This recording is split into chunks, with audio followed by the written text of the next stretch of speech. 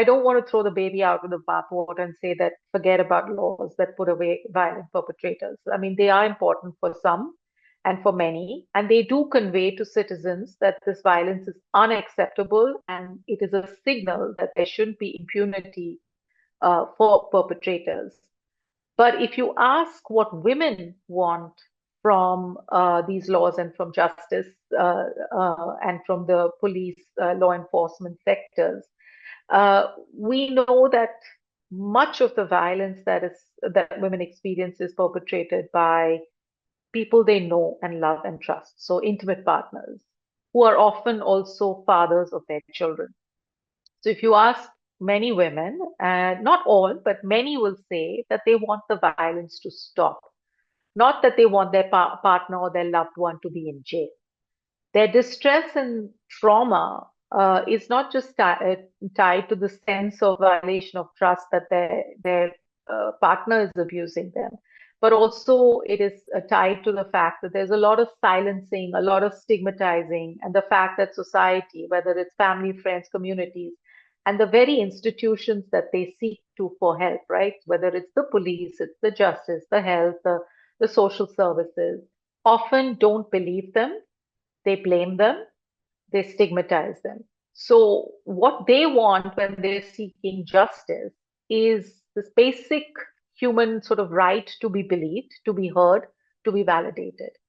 And this is important because what you communicate as institutions that are, that have a due diligence obligations to survivors, whether it's the health, the police, the justice, social services, is when you communicate this blame or lack of belief, it's extremely traumatizing for the survivors. So what we are recommending as WHO in our guidelines, and of course our guidelines are meant for health workers, but I think the principles applicable to any institution that responds to survivors is that when women are coming to you, they're asking for justice, not just in terms of legal justice, but with empathy, to be spoken and treated with empathy and compassion. Their journey to justice is very much tied to their healing journey of being spoken to with dignity, with respect, with empathy, with compassion, and with this fundamental sense that you believe them, that you validate what they've experienced. So that's an important, I think, understanding of women's access to justice. I think the second thing and piece of evidence I wanted to bring in is as part of the WHO guidelines, and I think my colleague Osa Nilain might be online. She's the one who led this review, is on mandatory reporting of violence to the police by health workers, and many countries have these laws. And what we found when we did the systematic review of mandatory reporting is that women don't want mandatory reporting, even though some feminists did push for it because they believe that, the problem to women not going into the judicial system is let's just make it easy for them to go into the police system by asking health workers to do it. And the impact, what we found is that when you do it against women's will, is that they don't want to do it. They don't report to the health worker. They're actually losing out on access to healthcare. And the burden of reporting to the police basically also undermines the quality of healthcare that health workers can give, because patient provider confidentiality is the bedrock of good quality care, and you can't ensure that. So it's deeply stressful and traumatizing for the survivor and for the health workers as well. So that is the context, and I think what that raises is the institutionalized patriarchy. So we have to think not just about laws that incarcerate and the laws, but we have to actually tackle what we call institutionalized patriarchy as an important uh, component of access to justice for women. The same finding we are finding when we've commissioned a separate review with the World Bank, SVRI, UNICEF, and WHO is on civil court laws, right? Family courts. And when we looked at the impact of women and survivors of domestic violence and their children accessing family court laws, we found the same thing, that the process of navigating family courts is actually very, very challenging. It's not that they are not important for them, but the fact that these courts are so institutionalized in their patriarchy and their mindset means that the health impacts are just too huge for many, many. So we found high rates of depression, high rates of anxiety, very high rates of economic impoverishment for those survivors who had to access these family court systems, for whether it was for custody, protection orders, and also this was exacerbated because in many countries now there is this whole effort to put in parental alienation laws. So I think we have to think of this in the context of that. Now, I will stop here, but I will just put a plug to say that I don't think many of us who work on violence prevention from a public health perspective and a human rights perspective see laws as the answer. I think we see it as one important but not sufficient part of the overall approach. And you need a much more broader, multi-sectoral, multi-level, uh, you know, across sectors effort. Incarceration laws are not preventive because they are acting on women who have already experienced violence. So what we really need to be thinking about is what actually creates a culture that helps particularly, I would say, boys from a fairly young age to realize that violence is not an answer to solving conflicts, that this is not about entitlement or privilege. And that requires deep fundamental changes in cultural norms. And we now have an increasing body of evidence around ways to build that kind of culture in young men and women from a fairly early age. And that's the kind of work we need to do in addition to having, I mean, as I said, let's not throw the baby out with the bathwater, but recognize its limitations. I'll stop here. Thank you so much, Avni. Thank you for pointing out that supportive laws is what really addresses population level rates of violence, for telling us that carceral laws might have its limitations, and that centering the person who's harmed is really what we're focusing on, and what are the elements that add up to centering a person who has experienced harm, and especially the point about fixing cultural norms. And I'm really hoping we can speak more about that towards the end. Moving on to Carrie. Carrie, we agree that the carceral justice systems are not enough. And we've all engaged in our own ways to kind of fix these limitations. But as a person who's working in intersecting concerns of gender, race, refugee, and migrant rights with communities across regions, can you frame this fault line for us? And what are some concerns of feminist groups who support carceral responses that abolitionist or anti-carceral feminist strategies do not address? Sure, thanks. And that's, yes, a big job to frame the fault line, but I'll do what I can. I think to start with, it's important to note it's easy to frame the fault line simplistically in terms of is it punishment or not punishment.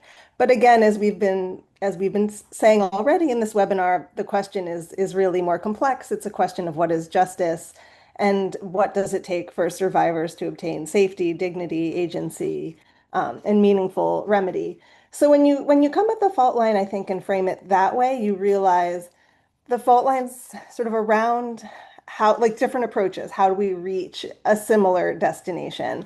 Given that we're all working within unequal patriarchal systems, we're all starting from imperfect places. How do we get there? So that's sort of how I would approach the fault line.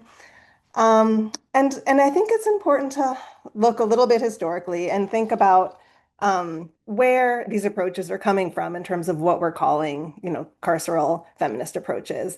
They're emerging from a very long struggle against impunity, very long, hard-fought attempts and advocacy, work that's been done to have gender-based violence become recognized as, as something that's important and to seek justice. So for many feminist and women's rights advocates, having rape recognized as a crime through consent-based rape laws or securing domestic violence legislation or increasing access to the criminal justice system and strengthening those legal protections. Those are all hard-fought gains, and victories for when those occurred for those who are able to access those legal changes.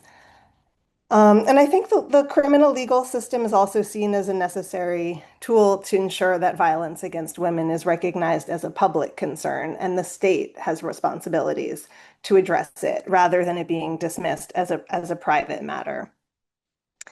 And I also think, to be really honest about it and thinking about power and how that works, we all know that state actors, elected leaders, corporate actors, those in positions of power and privilege are very often perpetrators of gender-based violence and other crimes, and they're often able to act with impunity. So when you're thinking about, coming from that perspective of who's in power, who controls the systems. From that perspective, a more effective criminal legal system that can be used to hold those in power to account within an unequal system, within an imperfect system, that's still a big win. And that's something that many are striving for. So I think those are some, sort of some of the points I could make, in terms of what I'm hearing from folks. At the same time, many feminist and women's groups have not had opportunities to question carceral responses or to think outside the box or to imagine what's different, what else could be true, what else could be out there. When our movements are so often under-resourced and underfunded, and we are fighting so many backlash, situations on so many fronts. So I think many GBV advocates and service providers and healthcare providers are concerned with really practical and urgent questions, essentially, that are, live, in the moment. So to summarize some of those concerns, some of this I think also echoes what Avni was talking about. But I think some of the concerns of those supporting carceral responses would have to do with immediate safety and protection and what's going to provide that. Survivors may need urgent interventions, restraining orders, mechanisms that are going to respond to immediate danger. There's the question of accountability for serious harm, concern that alternative models may not always ensure accountability, or they might be resource intensive on the part of, requiring a collaborative approach. There's a lot to be said for what we often call the expressive power of the criminal law in stating and showing and expressing what is wrong. And that's important for setting social norms, for changing social norms, for establishing norms. And finally, there's of course the survivor-centered approach, which is something we're often thinking about and interrogating what that means and what that looks like. And it requires listening to the views of survivors. And of course, that's not a single group with a single set of opinions and needs. It could mean a lot of things, and some survivors will want perpetrators of violence to be put in jail, and then that, of course, raises the question of all the complexities there. And then finally, I think it's important to recognize it's not like it's not one simple thing. It's not one thing.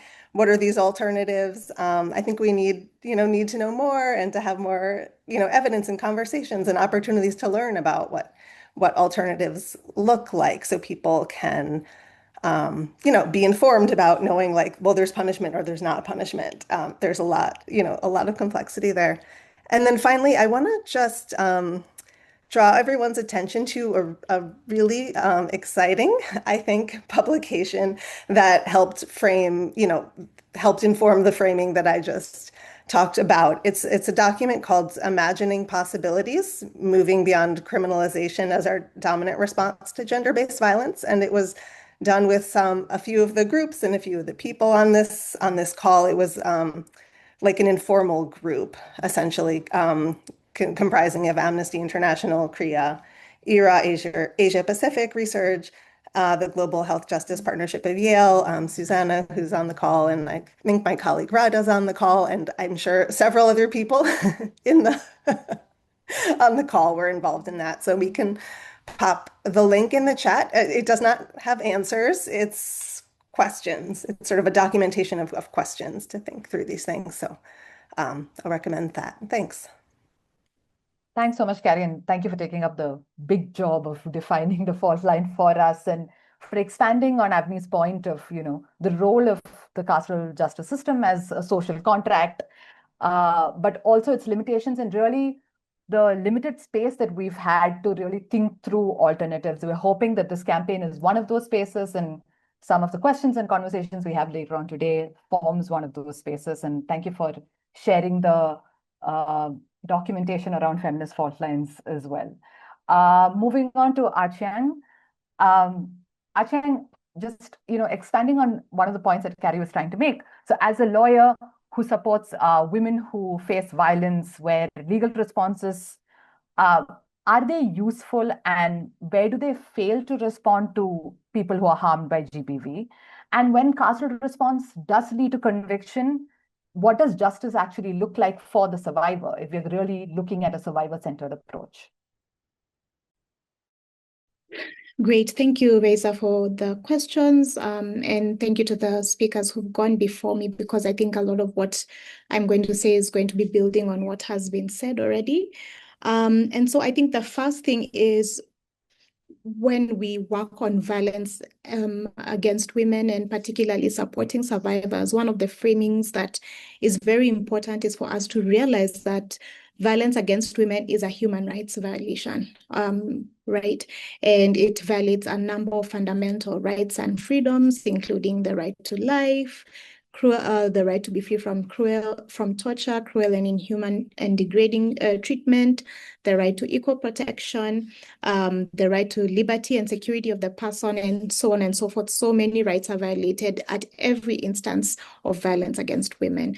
And then one that we particularly like to think about is the violation of the right to equality and freedom from discrimination, because that right situates violence against women as not just the individual instances or individual occurrences of violence that happen, but tie them to the broader pattern of inequality that exists and enables violence to continue to occur, right? And so on that being said, and that being the framing, everything that I will say following now rests and hinges on this. So flowing from the fact that violence against women is a human rights violation, violence against women is discrimination, is based on patriarchy and gender inequality and structural issues that the previous people have already spoken to.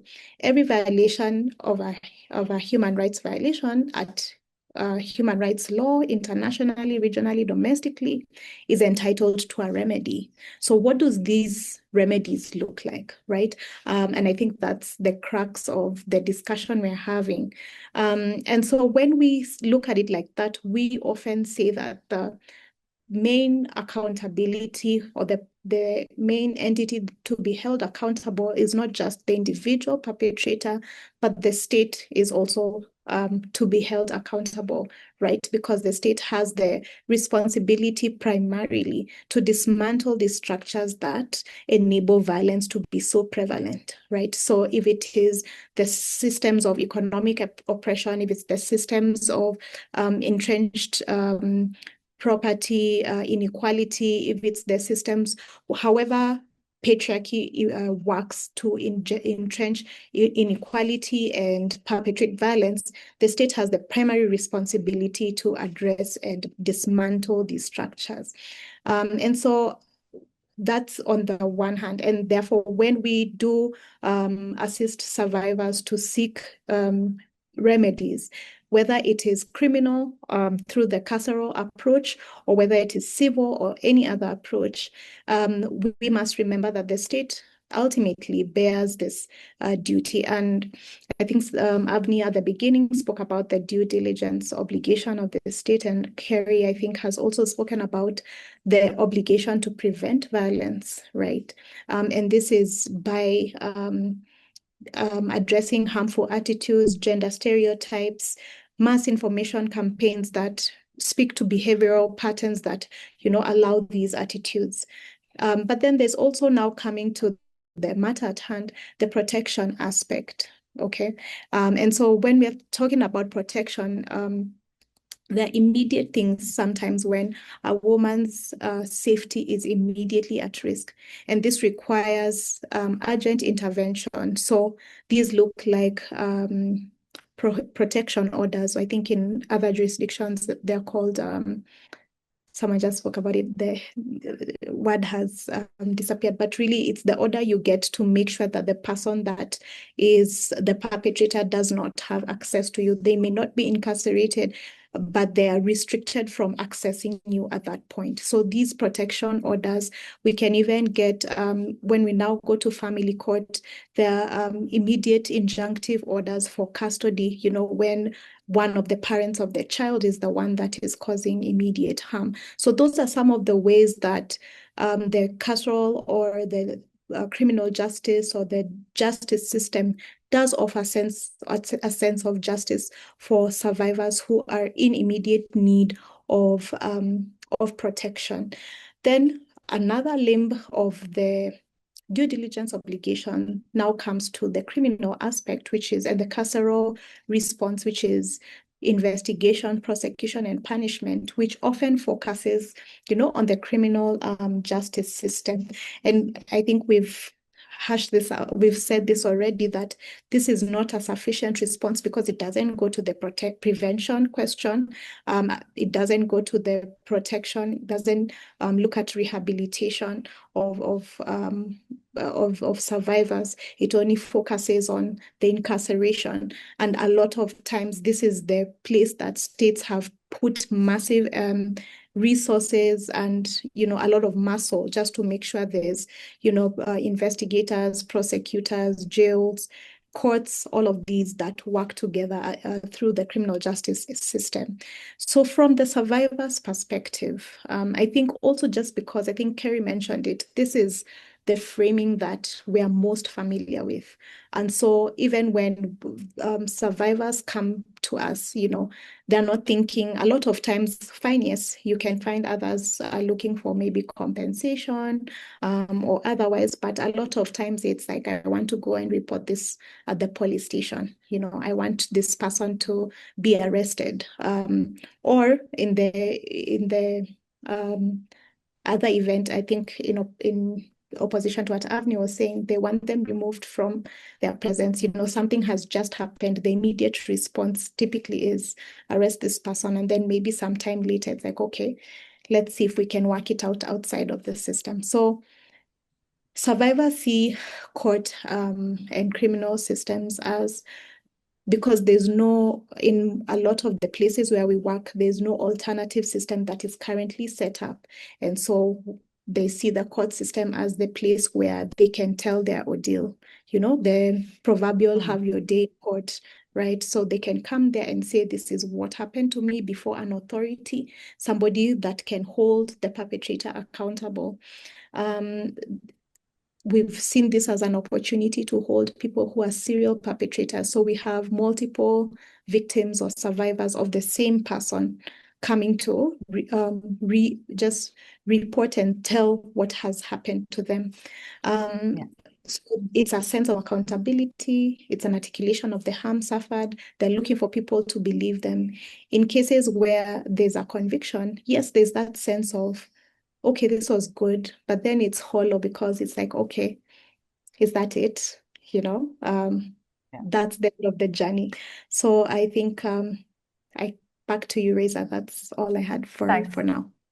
Thank you. Thank you so much, Achiang. And thank you for raising the point about what is the accountability of the state in these situations, and how we frame as carceral responses as a tool to showcase the responsibility of the state. I think that lends really well to my next question to Michi, which is, Michi, as someone who does advocate for policy change quite a bit, the state is often a perpetrator of violence against marginalized communities. So is this strengthening the state's carceral response to GBV? a coherent strategy, and how should we be shaping our demands to the state? Thanks, Raisa, and thanks everyone for being here and for this webinar. I'm glad that most of my colleagues said some points that I wanted to make about this question, so I'm going to be brief. I think, as many of you said before, we need to recognize that the demand for criminal law by the feminist and women movement has a history and a reason behind it. The reasons are varied, but I believe it mainly has to do with a shift in the narrative, especially in the state narrative, since criminal law tends to be interpreted as reserved for the most serious things that happen socially, and it seeks to send a message against this type of act. So I think that's why, and I think that's an important reason, and I think we should consider that in all the conversations that we have. So it's not coming from nothing. It's coming from, I would say, a place of good faith, and also a place of community and social construction, because we are part, women's movement and feminist movement are part of society. This is how society has been historically built. And having said that, we must also recognize that the criminal policies and the criminal law are not neutral, and neither is their enforcement. As there's a great deal of information and research about this, and this shows that these are not neutral, especially in their application. So criminal law disproportionately reach the most marginalized community. So with all this information available, we need to acknowledge that there's a failure and try to implement other strategies that are most consistent with these realities. And I think one of these strategies is working hard on prevention, which seems obvious for many of us, or I would say all of us, but in practice is something the states tend to avoid. And why? And here I want to cite an Italian author, a lawyer, Tamar Peach, that I there's a very interesting paper about her on this, and I can share if you want it. And she said that violence against women is generated by situations of structural oppression and structural inequality. So we as feminine women take these problems and these demands to the states to act.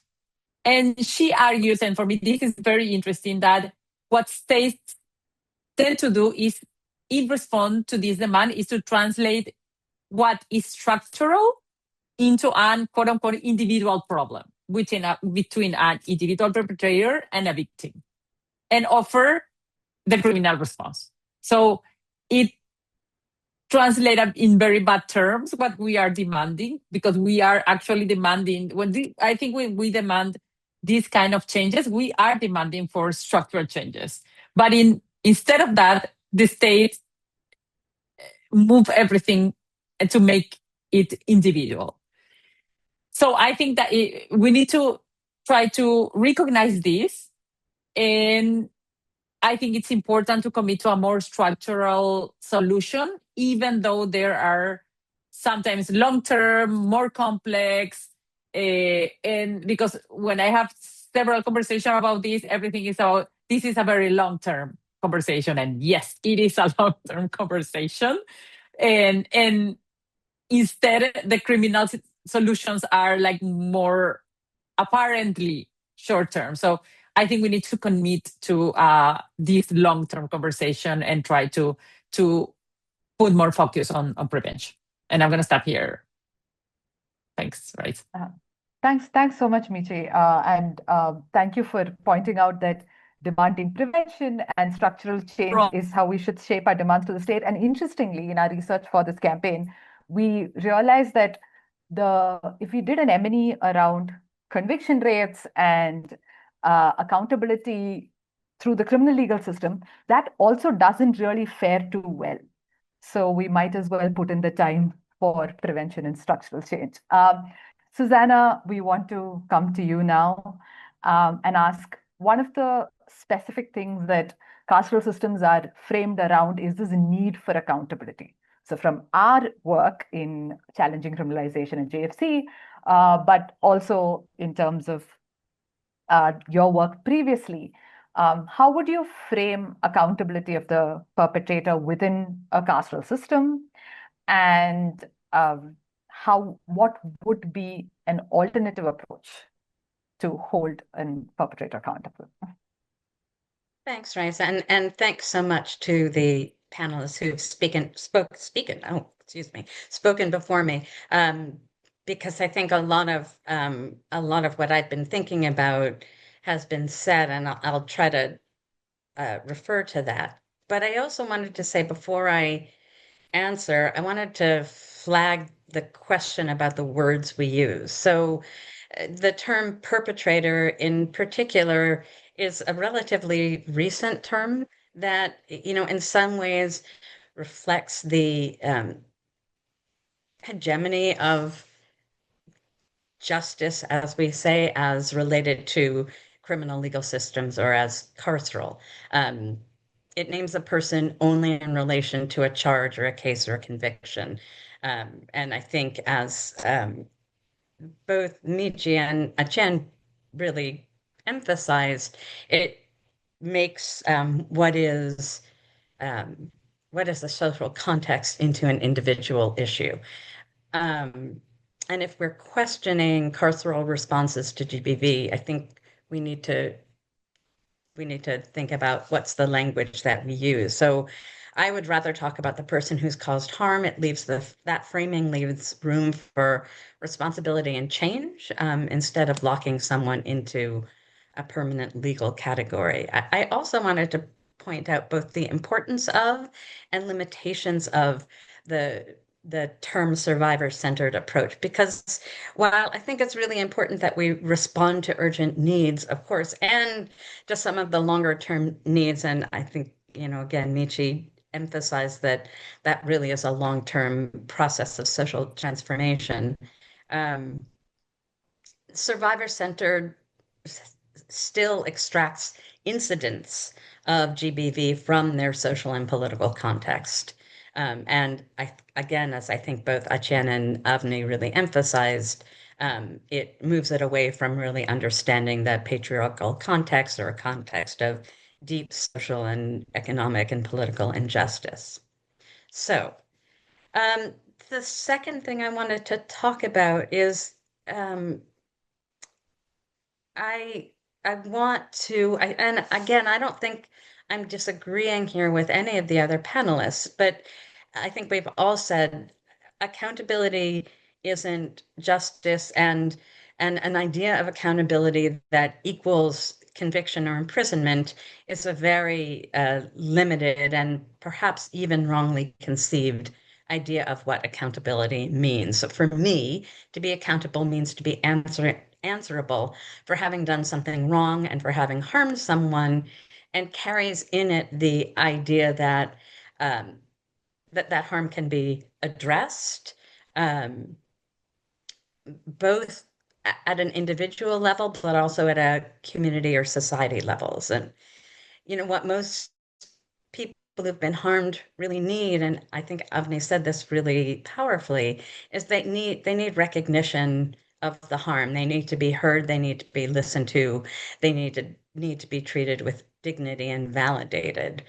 And they need that also from the person who's caused the harm. And I think that's often what the criminal legal system really doesn't do. It puts someone in jail, but that doesn't mean that that person has actually admitted to having caused harm and expressed some willingness to change for the future, to make amends.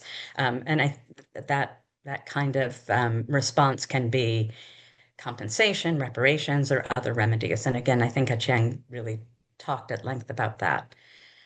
And carceral justice, or the idea of carceral justice, and we can put justice in air quotes there, tends to confuse accountability with punishment.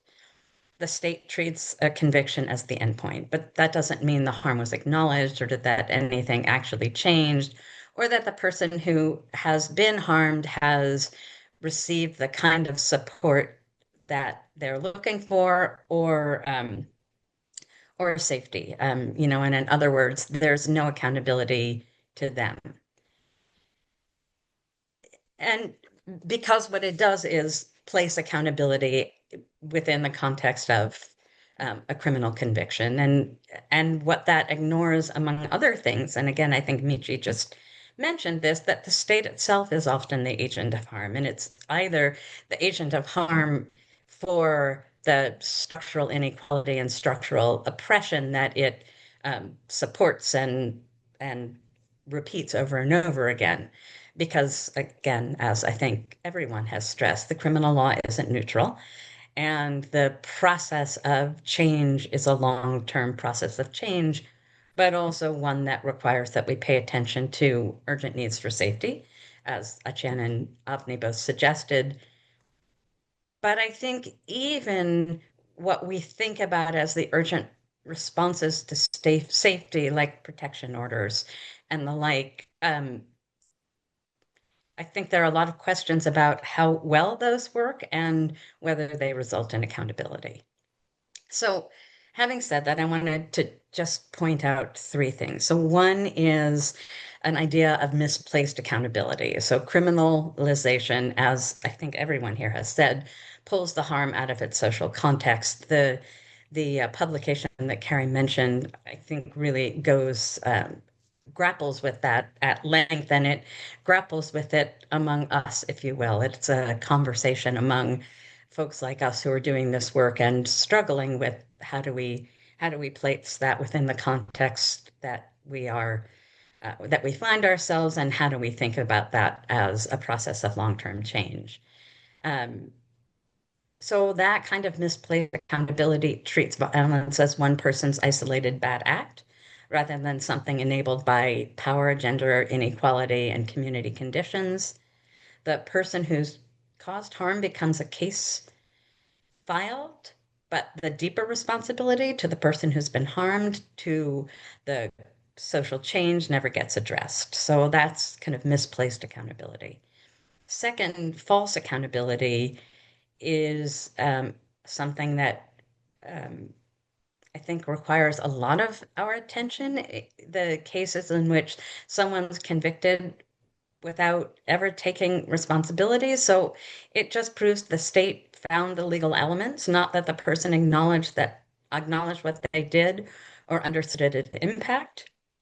And in GBV cases, especially, again, as I think both Avni and Achan mentioned, people who've been harmed need recognition as much as, and sometimes more than, they need the person removed or the person put in prison. And third, just to, repeat, imprisonment isn't the same as accountability or remedy. Some people do experience conviction as justice, but prison doesn't guarantee acknowledgement, safety, or repair, and it can create new harms. The survivor may depend economically on the person who's caused them harm. The community may blame the person harmed for breaking up the family or creating friction in the community. And the person harmed may never hear from the individual who caused harm or the community or from the criminal legal system that what happened was wrong. So I think this all tracks with what all of us here are saying more broadly. The legal system's promise of justice is mostly reserved for a few people. We can think of that as the ideal victim. Everyone else gets left behind. It's women, especially racialized women, migrants, trans and gender nonconforming people, disabled people who are often humiliated by authorities and re-traumatized for even pressing charges in the first place. And who ends up in prison? Overwhelmingly, people who are already marginalized, sometimes survivors themselves arrested for fighting back. And all of that's part of why less than 40% of survivors ever go to the criminal legal system or seek help. They want safety, they want their kids back, they want the violence to stop, but they don't want a years-long legal battle. So just to end, when I talk about accountability, I mean 5 things. Answerability, where the person who's caused harm actually confronts responsibility. Consequences paired with the real remedy for the person harmed. Recognition from both that person and the community. A fair and transparent process that protects those who have been harmed and respects due process. And prevention through transformation, addressing structural causes, not just responding after the fact. And because that's a recognition that real accountability is built in communities, in social change, in economic equality, political equality, not in courtrooms, and in systemic change, not more policing and prisons. And I will stop there. And again, thanks so much to the other panelists for, I think, really thoughtful and profound comments. Back to you, Raisa. Thank you so much, Susanna. And thank you for reminding us that phrases make a difference and that phrases often limit how we think about things and really center this carceral response and reduce, Michi's point about reducing structural problems to individualized issues. And also for pointing out that incarceration often does not sort of answer this need for accountability that justifies a carceral system. And thanks to all the speakers for sort of defining the fault line and for explaining to us why it's not usually a binary and it's a lot of gray areas and not a binary. So I think from there, we'd really like to know how we can go beyond thinking of it as either carceral and non-carceral, and instead think of it as responses that really work. So in really quick responses, because we want to keep some time for a Q&A. So in really short responses, I want to start with you, Carrie, and ask, how can we speak across these differences? How can we identify some common denominators and, find some common ground? Sure, thanks. And I think that's so exciting and important, and what's motivating so many of us to come together is to think about how we can work together. And I work in a large organization. I spend a lot of time thinking about how to navigate differences. And of course, sometimes you can work together and move together even without eliminating every disagreement. This past year, the Commission on the Status of Women, the theme was access to justice. So in Amnesty and all of the groups and, many different parts of the organization, we spent a lot of time thinking about this and looking at the work on the access to justice theme, and what does that mean? What does that look like in different contexts? And compiled a campaign digest that was done by a lot of colleagues on this call, some of whom were on leave, and I didn't know they would even be here. But a huge shout out to everyone who worked on that. I saw before Mandeepa, Nadia, Tandy, Guada, Radha, Lisa, and others. So colleagues were part of this project we did together, looking at what kinds of collective advocacy projects, what kinds of wins were there, and then what were the common threads and themes of what justice meant and what can we come together around. So I'm going to abbreviate, I'm going to super abbreviate what those common threads that we could come together around are. But one was that, justice is not just understood as whether the court rules something or whether someone is prosecuted or not. It has to do with everything we've been talking about for the last hour. Is it meaningful for the person who experienced harm? And the common denominators, I think, really come down to, again, we've talked about this broader systems of discrimination and exclusion, the importance of intersectional analysis and looking at how gender intersects with race, class, caste, disability, migration status, sexuality, all the other long list, different forms of marginalization. Another common theme is justice, needs to respond to the lived experiences of people and not treat them as passive recipients of solutions designed by others, or as Susanna talked about, not locking someone into one moment or one situation in a one-dimensional way. Another area of agreement that I think is shared also with those who support, more carceral approaches is the commitment to prevention and accessing rights, investments in healthcare, education, bodily autonomy, economic security, community support, protection from discrimination, the importance of all of that in preventing violence. And then the last thing that I think is the most important, perhaps, for us coming together is the issue of solidarity and the idea that justice isn't delivered by institutions alone. It's made real through collective action. And it's a reminder for all of us in these conversations on movement building, to the extent that we can have our shared objectives and values center the conversation, we can have more space for productive dialogue, essentially, and more opportunities to move together, even without perfect answers, to still have advance through organized and sustained activism and movement building and solidarity. So thanks.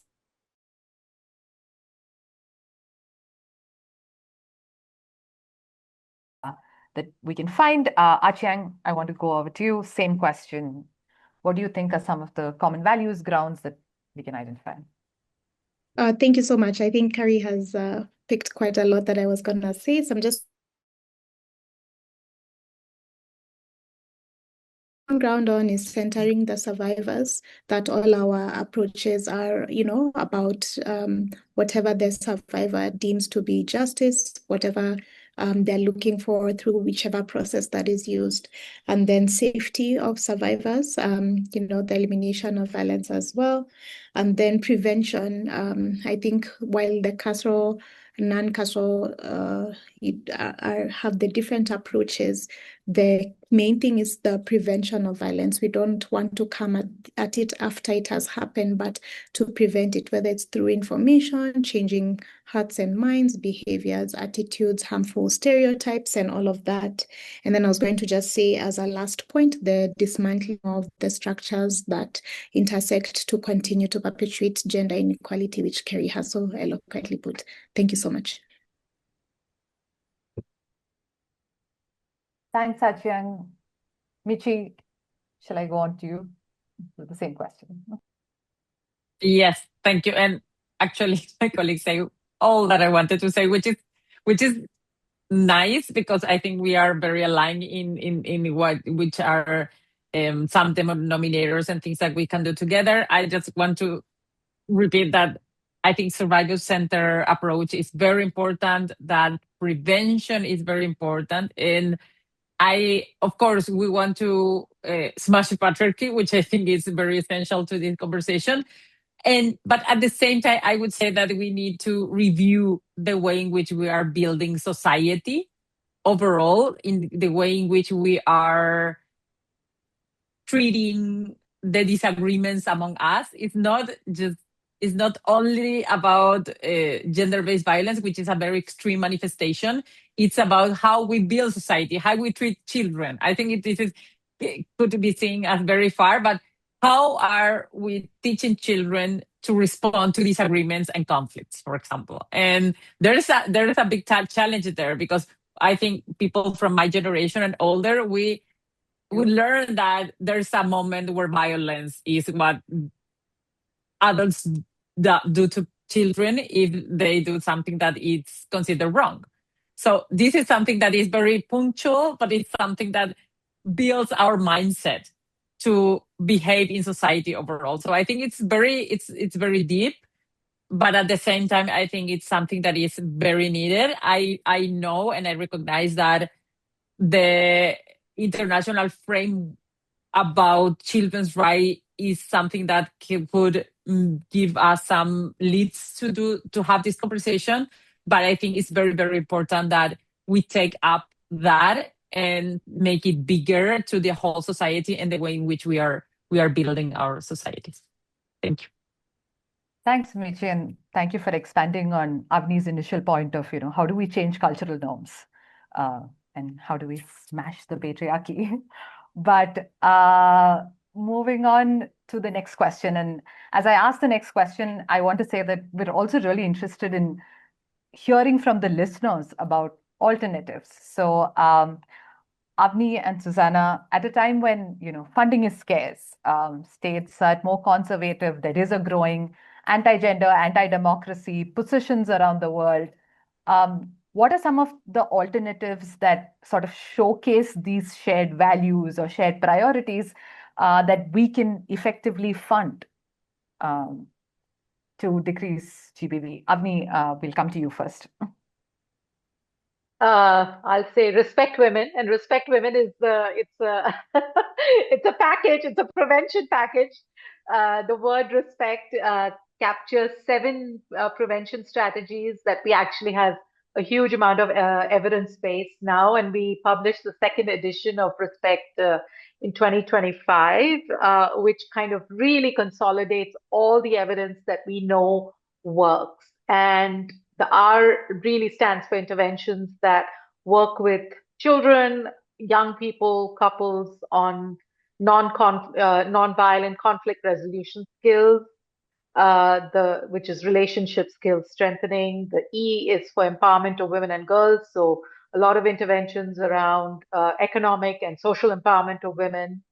The S is for services, so health, social, legal, police services, and there's a whole list of services that are included in there. The P is for poverty reduction, and here actually, surprisingly, when people did evaluations of cash, conditional or unconditional cash transfers, they found that actually in households where these cash transfer programs were there was less household stress and conflict over money, and it reduced violence, so poverty reduction. The E is for enabling environments, so schools, workplaces, and public spaces. So again, thinking about safe workplaces, safe, the Safe Cities program, etc. And the C is for working with children and adolescents. So child abuse and adolescent abuse prevention. We know that violence starts in the childhood and it sort of embeds as a behavior that continues over the life course. So, nurturing relationships, so parenting interventions, life skills curricula for including comprehensive sexuality education for children, home visitation programs by nurses. These are all shown to have promise. And the T is for interventions that transform gender norms, attitudes, and beliefs. So everything we've looked at, from combination of mass media and group education with boys, with both simultaneously with boys and girls, with men and women, etc. So those are the kinds of things that are really have the evidence base. But what is, I think, important in the Respect Women framework is that in order to do this, it's not just what you implement in these 7 strategies, it's how you implement. And there's a set of 10 feminist principles for how the work has to be implemented, grounded in, human rights framing, life course perspective, the importance of working at multiple levels across multiple sectors. There is no single magic pill that will work, and we keep saying it over and over again. Do not make the mistake of thinking that there's a magic bullet for this. It's always multi-sectoral, multiple levels, multiple interventions, working in tandem. There is no single ingredient that is a recipe for success. And this is something we've shown over and over again. And finally, the importance of actually resourcing this package or set of interventions, and financing women's movements. Because again, what has been shown to work is the investments in women's movements.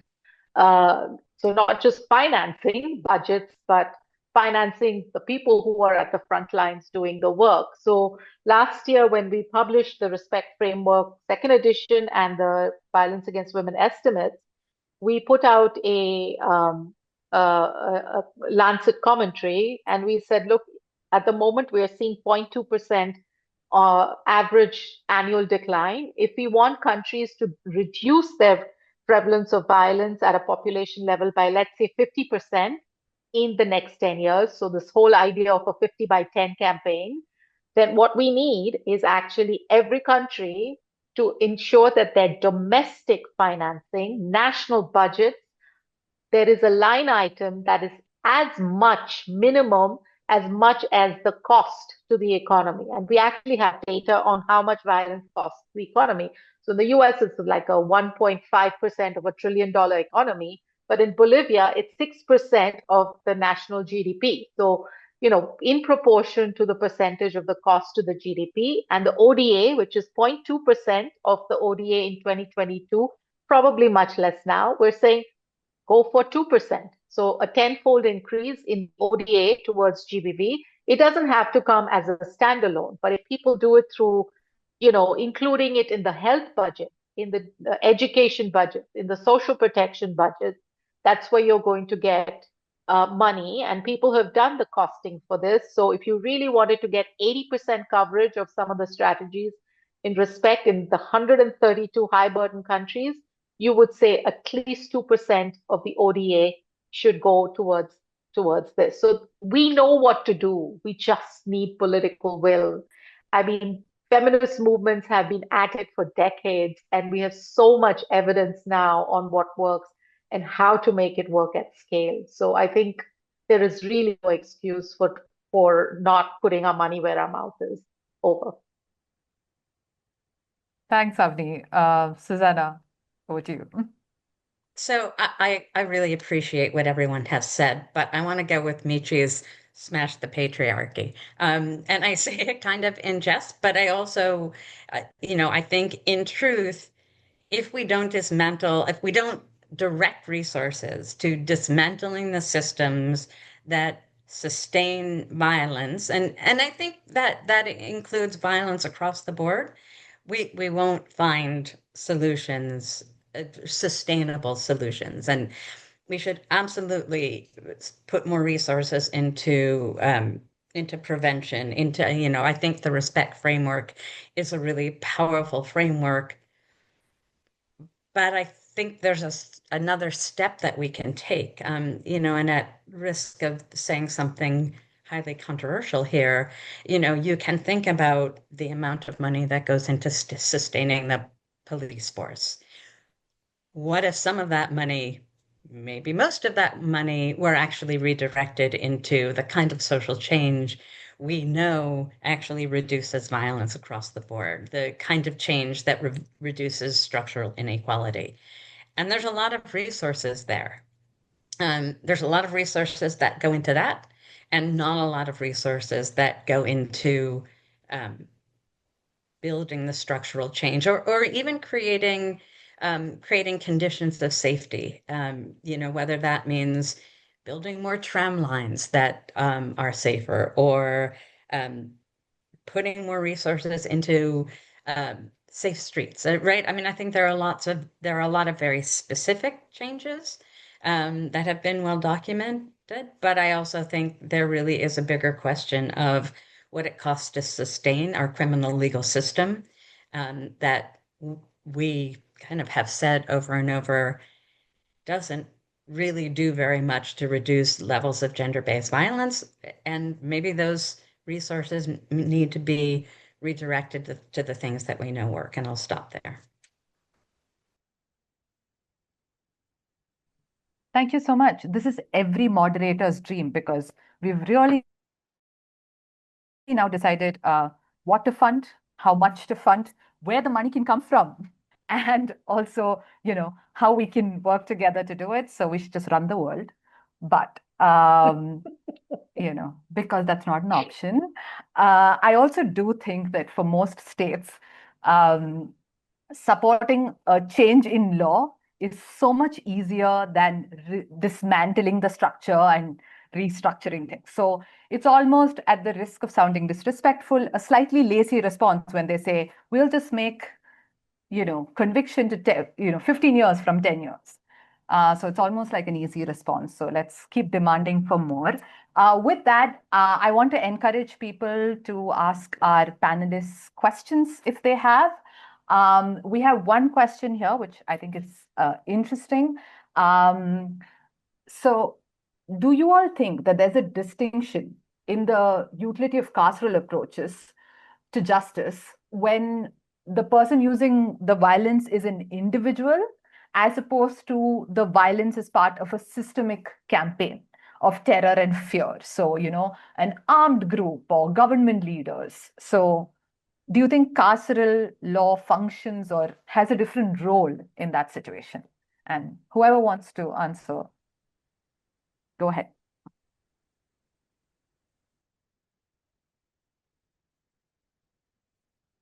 I'm happy to jump in to kick this off, but if somebody else would like to go first, I'm completely happy with that. Okay, I'll jump in here. So I think it's a really important question, and I actually think um, some of the responses from the other panelists really lead us to that question and the difficulty in answering it. We had a meeting several months ago with a number of folks who do work on gender-based violence, who most of whom question, if not are actively working to undo the criminal legal system. And the place where we found it very difficult to say we don't believe in punishment was around exactly that, around state level or group level violence. I think it's really hard to, well, I do think they're different. I think, for individual level violence, I think we have, as Avni has really spoken to, we have a lot of research on the kind of things that can work, especially for prevention. We don't have that for state level violence or, for the kind of growing authoritarian context in which we live. So I don't have an answer to that, only to say I do think they're very different. And I think we often default to criminal legal sanctions when we're talking about group level or state level violence without asking the same kind of questions of whether those work. I'm all in support of the ICC, as a political step, but is that really changing the context of violence, in which, those individual people who've been held responsible have functioned. And I don't think it has. So I'm certainly not saying we don't want those institutions, but I think we really need to ask whether those are bringing us any closer to reducing violence, gender-based violence, or all kinds of violence. Thanks. Go ahead, Ajahn. Okay, thank you for the question, and thank you for the responses. I just wanted to build Can you all hear her? Ajahn, to recognize that a lot of... Ajahn? Hello, can you hear me now? Yes, we can hear you now. Go ahead. So sorry about that. My internet is Don't worry. to have dipped a second. So I was just saying, by the time we have, or we're seeing this kind of systemic or systemized utilization of terror and fear and, making women's bodies a site of war, then a lot of times the government systems have also completely, if not to some extent, broken down. So we, on the one hand, cannot look to those systems as a place for the protection and provision of reparations.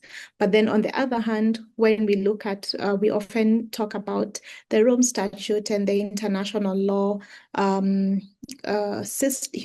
criminal law system rather, which I think one of us already spoke about, that these institutions and places are also not neutral, right? They also reinforce certain systems of colonialism and repeat those patterns even as they attempt to provide, criminal justice.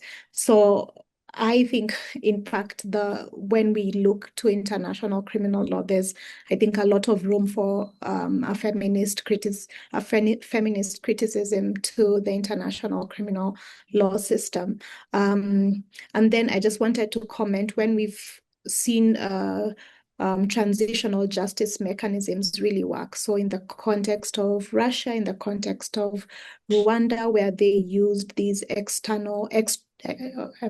non-judicial processes as forms of providing survivors platforms to come and meet the people who were the ones who used violence, and to seek forms of reparation and justice through these community-led processes. So I think there's good lessons we can learn from that, in light of all the kind of criticisms and critiques that we have on state systems and also international criminal law systems. Thank you.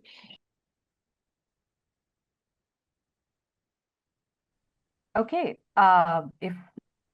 if you guys don't have more to add, we can go on to the next question. Is that okay? Okay, so we have a question here in terms of GBV framing within institutional, large international institutional mechanisms. And the question says, the GBV frame is prioritized as against the voices of people from Palestine or issues such as that. So there's some co-option of, if I'm understanding this correctly, and Rola, please correct me if I'm wrong, but there's some co-option of these narratives and prioritizing these narratives to sort of stifle voices and demands around other issues, such as maybe the violence that's happening in Palestine. So how do we make sure that, as with any human rights, it's rights of one person is the rights of everyone. So how do we make sure that our strategies ensure that the rights of everyone, it's inclusive and everyone's voices are heard and prioritized? I can go, because I have this first student, how do you say, feeling that I don't like, so I need to say something. I think this is a very important question, because I think in our daily lives and seeing all what's happening in the world now, for me, it's very hard to, not to say impossible, to isolate gender-based violence for other types of violence happening to women, diversities, and everyone. And I think there's a false dichotomy there, which I don't want us to get trapped on that. I think we as feminists needs to see all the injustices happening as what they are, injustices happening. But I've seen sometimes where we're trying to isolate gender-based violence from other types of violence, and that's always get wrong. I think it's not the best approach. At the same time, I think we need to be able to speak for all of us. I think we should try to also be mindful of other injustices and speak whenever and wherever we can do that. And sometimes we have to make decisions, and sometimes it's hard in different spaces to speak about everything that's happening. For example, what's happening in Palestine, it's something that we need to speak every and each time and situation that we have.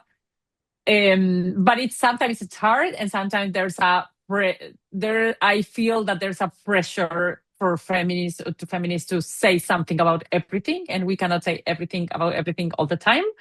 But I don't think that means that we are not taking those injustices into account. And I think it's important to recognize that we are doing that, one. And second is that to resist the pressure of where's the feminist everywhere and in all situations, which I think is something that also it's a way of pressuring and minimize the work that we're doing. And we should not go there.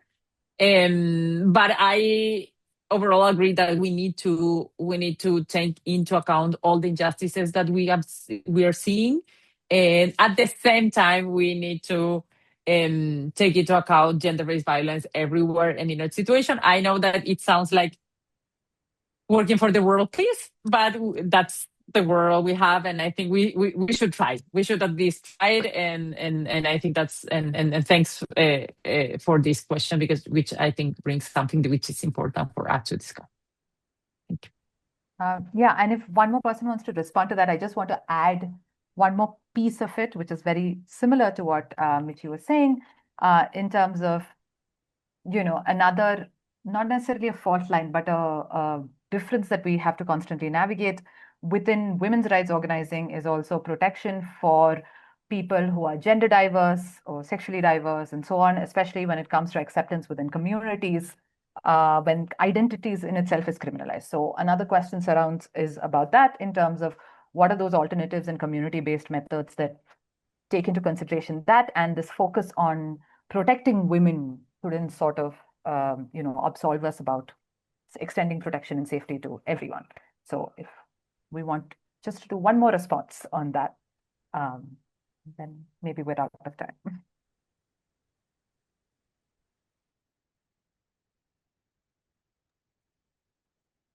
Go ahead. Yeah, I think from an advocacy perspective, it makes sense to look at this as a continuum of violence.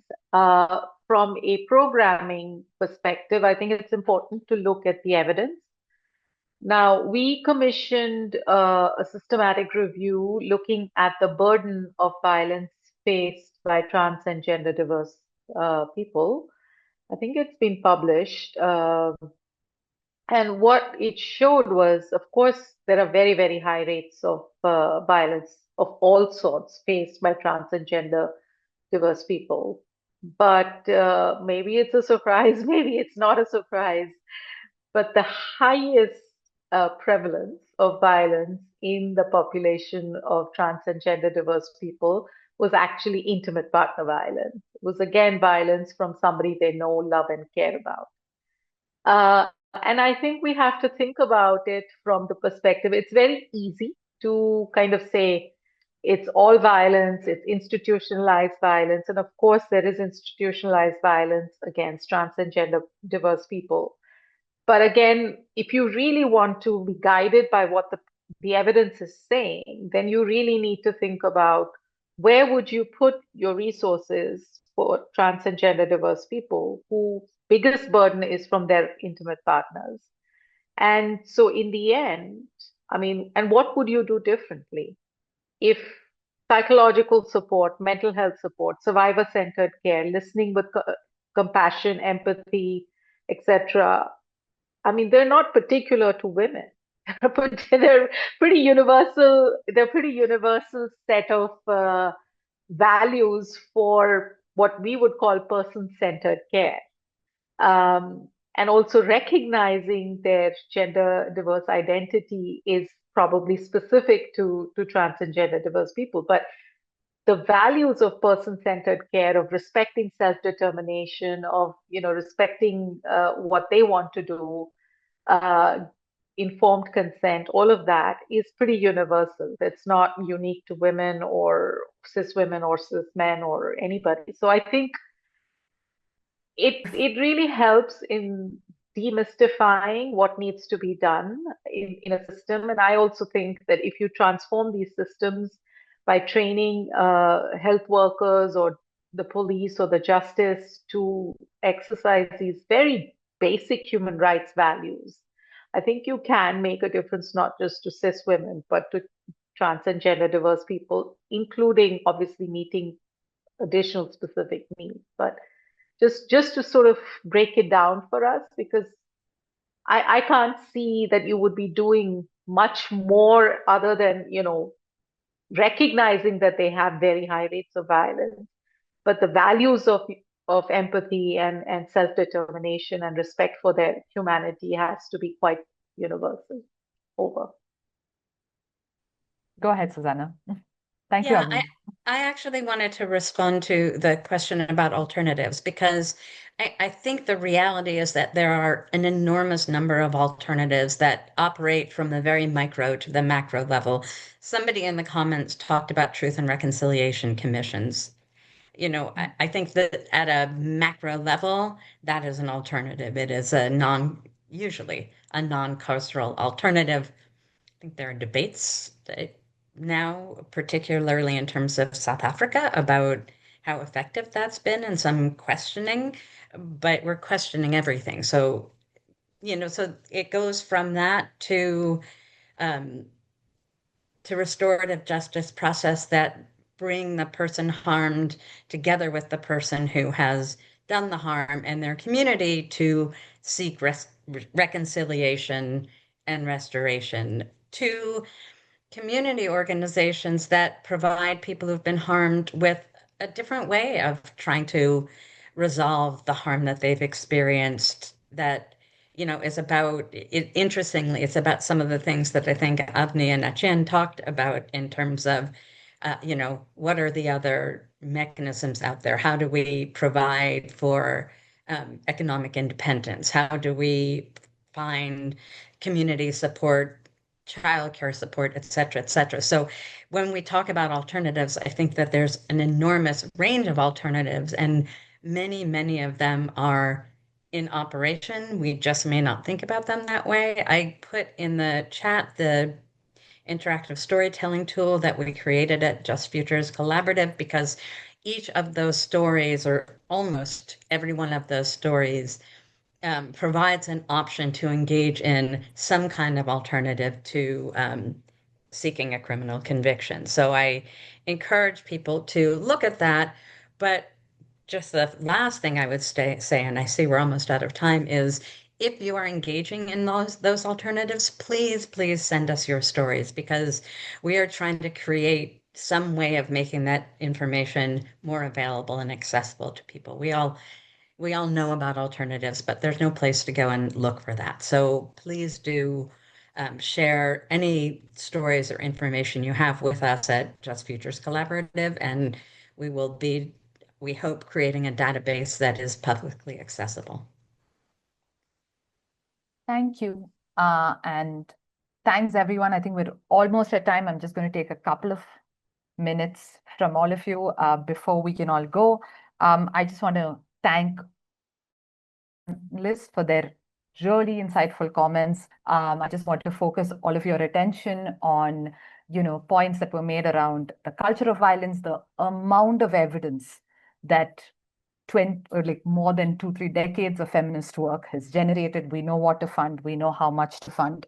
It's really about us, banding together and advocating for that. I also want to sort of draw your attention to some of the comments in the chat about women in prisons, about how prevention is key, about how carceral systems are often not an experience of justice or accountability.